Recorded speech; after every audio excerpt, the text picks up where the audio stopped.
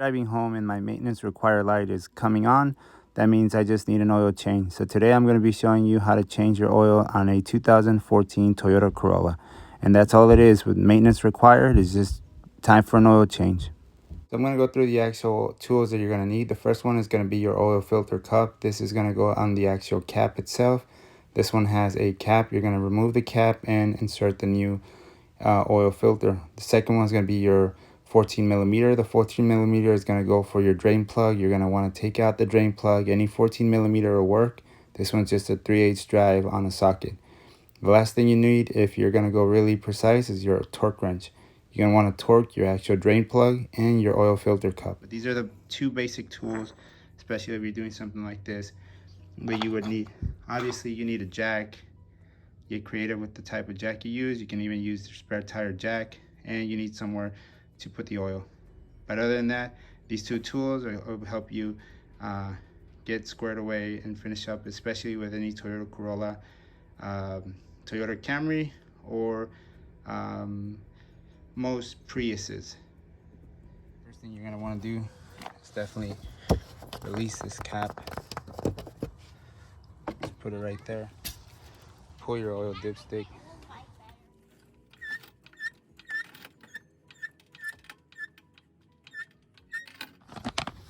So for this one, what you need is any 14 millimeter and this cup.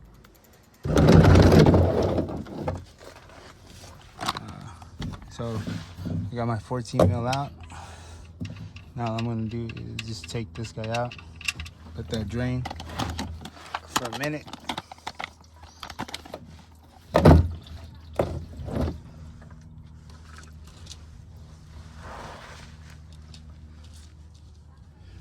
All right, so when that's done draining, basically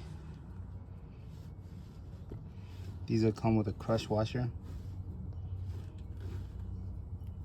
On this one, here's a crush washer. Here's the old one.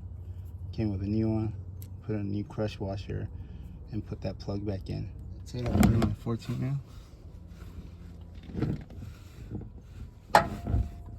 If you have a snap-on, this will tell you on and off for all of you that are not mechanically inclined, righty-tighty, lefty-loosey. So it'll tell you on.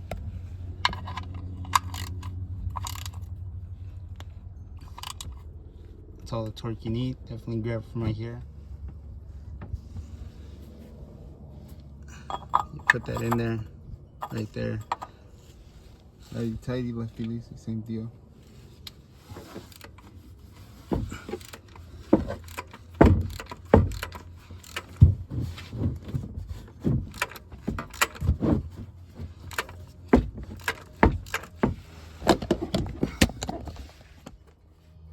That's my older oil filter right there. You go to a Toyota dealership, you just give them your make and model of car, and they'll give you an oil filter. For this one, it happens to be, this one's an A6. They call them A6 because the last digits are an A6. I use this cartridge here. Automatically, my oil filter fell into my oil drain pan over there, which I kind of left it there. Doesn't matter what way you put it in, slap it in. There you go. If you want to, you can pinch this here, and then the O-ring pops right out.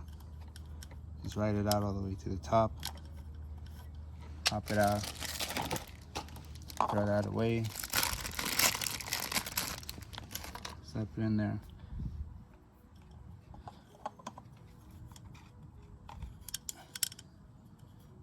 Put it in there, make sure you write it on the groove, and you put it in. And then hand tight this back in.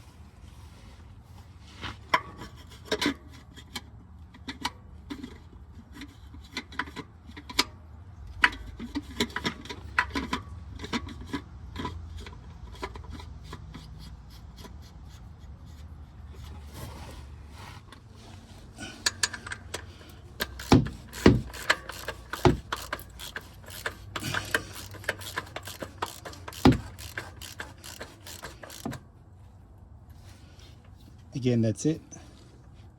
You don't want to over torque it. Same thing goes for it.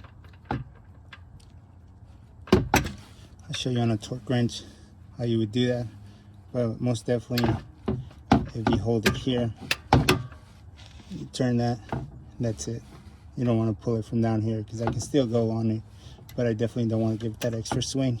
The torque for the filter cap is 18 foot-pounds plus or minus 3 foot-pounds or 25 Newton meters. Very quick one over. Just make sure everything's good down here before I put it down, and that's it.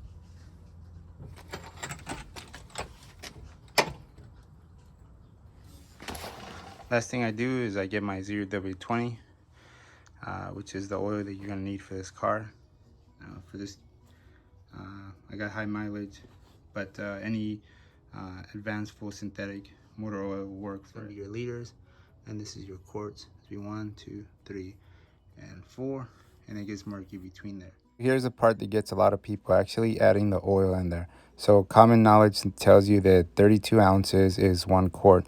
So I'm going to remove 16 ounces. That would be half a quart. So I'm going to remove 20 ounces just to be safe. The procedure here is really simple. Just 20 ounces is a little bit more than half a quart, and I'll be able to add as needed. And if I don't get the equation all the way right, I'm not overfilling it, and I can just add a couple ounces. And this always works for me. If it works for you, that's cool. But this is pretty murky right there. If you're just gonna eyeball it, you're gonna have your 1, 2, 3, and 4 quarts, and in between there's not even a line for the actual 5th quart. So they put a little bit more sometimes. Actually, they put a little bit more over all the time because they estimate that you're gonna spill some. Also, they estimate that there's going to be some left over in the actual 5-quart container. Last thing you want to do is actually just add your oil. I have this big funnel because I usually use the 4-quart. Since I already took out 20 ounces, all I'm going to do is just stick it in there and leave it. And it's going to do its job. It's just going to pour. And this is not going to spill because it's a really nice funnel that actually fits a 4-quart container. And that's what it's there for. Actually, 5-quart container. Or a 4-quart if you have a 4-quart. All right, so I'm going to do my sticker. I definitely like doing the stickers itself because it gives me a lot of information. I know that I use 4.4 quarts of 0W20. Also, I'm going to calculate my miles. I'm at 87,830, so I'm going to go 5,000 after that. That's 92,830. And I'm going to do also the 3,000 miles just in case. So that's going to get me to 90,830 miles. The sticker has all this visual information, so when I'm driving, I'm cognizant of when my next oil change is due, and I like to just visually have that as a reminder because definitely this will save you a lot of problems in the future. And stick it in my actual, from the inside of my windshield, and that's it. All right, so the last thing you want to do is you want to find out how to change the odometer. Do you have a trip A and trip B? For this one, you happen to have a display button. So you're going to look for the display button, and you're going to click that display button. At the same time, you're going to be looking at your odometer. Right now, it's on trip, I think that's trip B. You're going to go ahead and click it, and it's going to move from the actual trips. We're going to go in trip B. It's going to go move to miles per gallon, average, range, another average, odometer, and we want to leave it in trip A. That's the one that you guys want to leave it on. Turn the key back to the off position because you already have your odometer on A. Now you're going to put your key back in. You're going to find your display button and you're going to press and hold it. So you just turn the actual key one turn to start, not run. You're at the same time, you're going to check out your display. Your odometer is going to turn on and it's going to start turning into those dashed lines. If you look at your maintenance required, it's also blinking. Once that blinking starts, it'll go into the zeros, and that's it. You just reset your maintenance oil light. You want to check it out. You turn off the key. You actually turn on the vehicle. The RPMs go up, and that maintenance required is gone. So I just want to check my oil. I'll go ahead and pull it out, clean it off, and stick it in one more time, and I can check that. My dipstick has 2 tiny little holes and stuff. You want to check on the secondary one that it's in between that one and below. So if that's below the secondary hole, which it is right now, it's pretty good, and then that's it.